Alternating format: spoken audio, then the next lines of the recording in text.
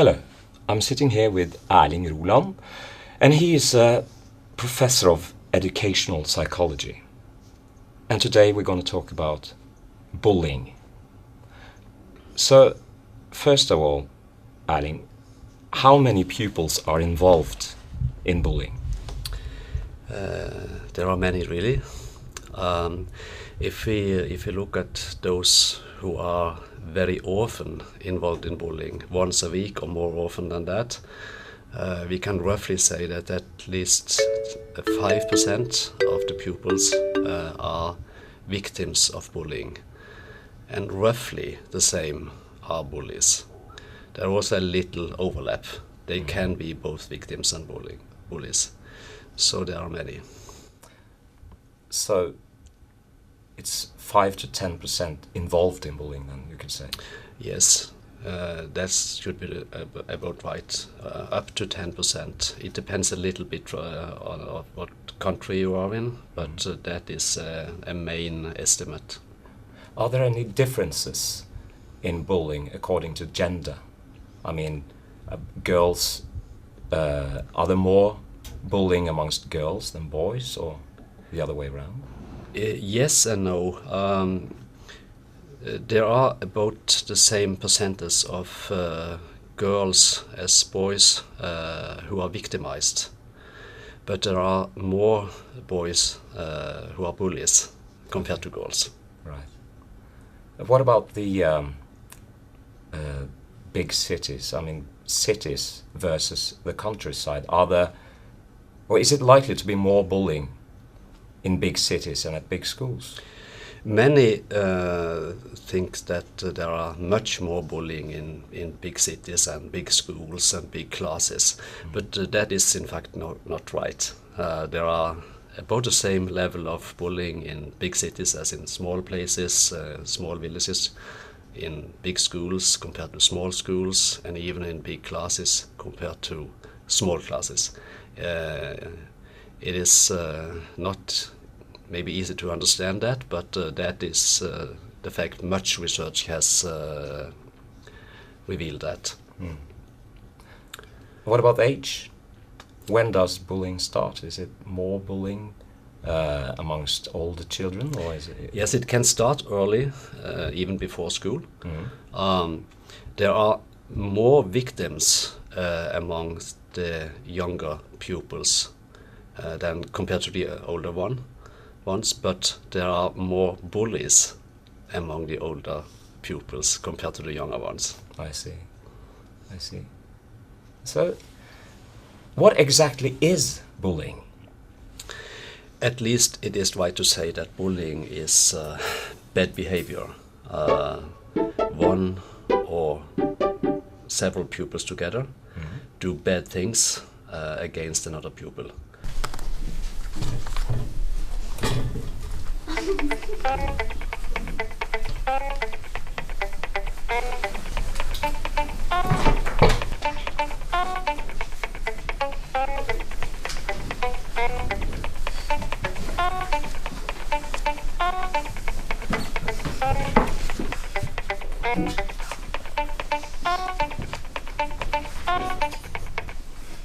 Lena?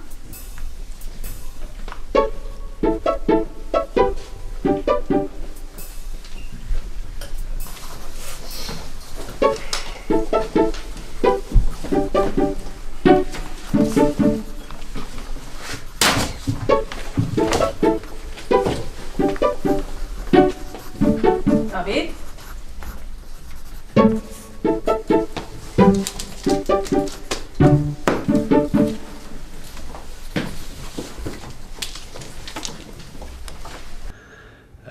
It is repeated, very often repeated, over and over again. It can last for 1 year, 2 years, many years. And maybe the most important is to be conscious about the kind of helplessness for the victim. The victim is not really able to defend him or herself, so it is an imbalance of power, really, between the bullies and the victim. Okay. And what? How can you? Are there different types of bullying? Or yes. Physical bullying, that is hitting, beating and so on. That is one form, and that is most common among boys, really. But the most common form in general, that is verbal bullying, saying bad words to another pupil, hurting comments and so on. And both girls and boys do that. And a third form is exclusion. You are excluded from a group, for example. Often invited to come and then excluded again. So that is three very common forms of face-to-face bullying. And of course we have electronic aggression also, the mobile phone, the internet, etc.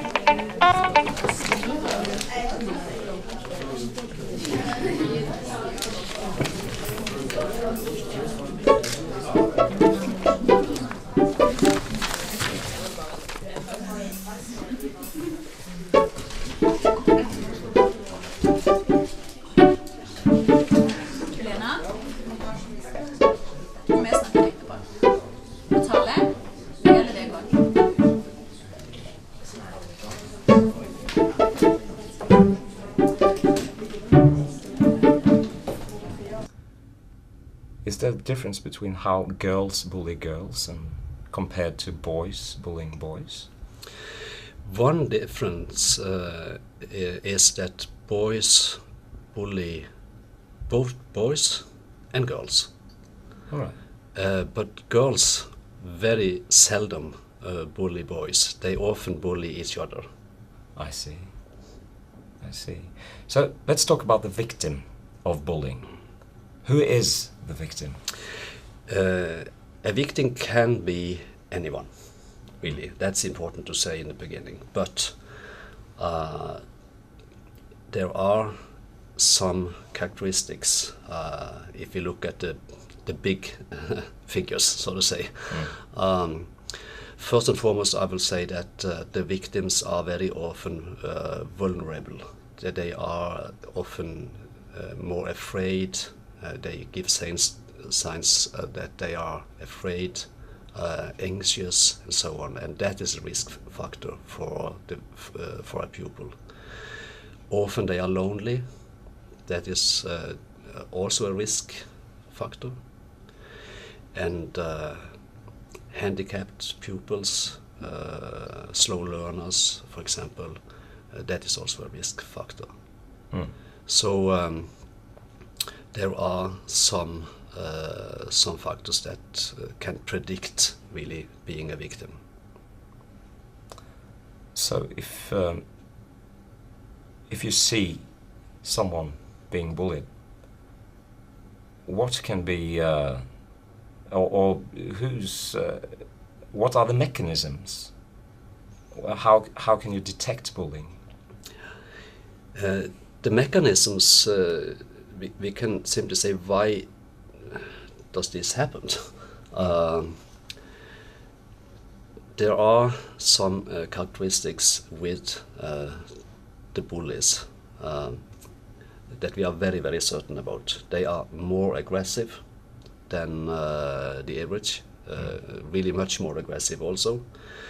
And interesting there is that we have there are really two types of aggression. One type we call reactive aggression. That is to be aggressive because you are angry. And that is not very important with bullying. It's seldom that the bullies really are angry at the victim and do the bullying because of that. But the other form, we call that proactive aggression. That is the important form related to bullying. So to say, to go for it, to want to be aggressive, to hurt the victim without being angry. All right. So you want to gain something. Yes, you want to gain something, Right. and the key question is, of course, what is that? Yeah. And if we remember that the victims are often afraid, anxious, etc., that is exactly what the bullies want to see. They want to feel the power by seeing the victim being powerless, being afraid. Right. That is one very strong mechanisms related to bullying. But there is another one also related to proactive aggression, and that is if the pupils are doing this together, several bullies together, they will feel something like an in-group feeling within the group when they establish a pupil outside the group that they don't like, that are not with them, etc. That will increase the good in-group feeling within the group. Right. And the bullies, they are attracted to being in power, seeing the powerless attitude of the victim, and also to be within a group, excluding another pupil. So that is the main mechanisms. Right. But for the you called it a reactive aggression, the other one? Yes. Was that that's not the same at all? That's just you don't want to gain anything from. You are just bullies. angry, really. Yeah. Yeah. You are angry with another pupil and want to hit him or her. Something So like that. a reactive aggressive person is not very likely to be a bully. It's more likely to be a victim. And Yes. a proactive aggressive is likely to be. That is a bully. right. To be reactive can also be a risk for being a victim, really, because they can be angry but not dangerous, so to say. It can be fun to bully them. Mm. Well, focusing on the bully, do they have, or do they experience bad conscience for what they are doing? Yes, often. They do. Often. Hmm. And but they have some tricks to take down that bad conscience, and the main trick is really to blame the victim. It is the victim that has done anything bad, and what we are doing is just to take back, and that is the main trick mechanism for taking down their bad conscience for what they are doing, really.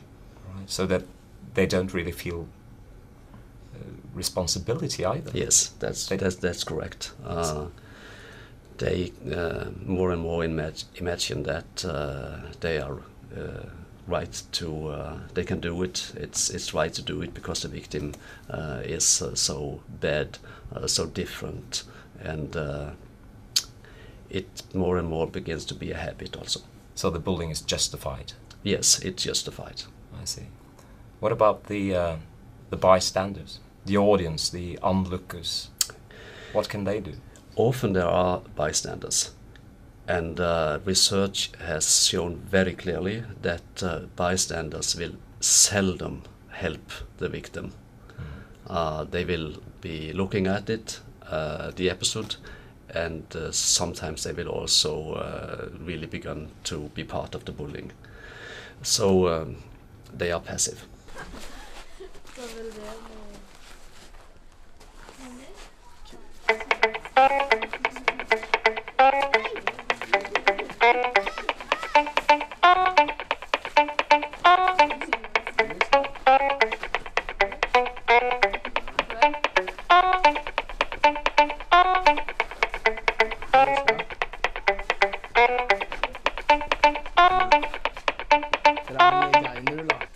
fint en gang. Hadde Grete det? Hvorfor skulle den bli?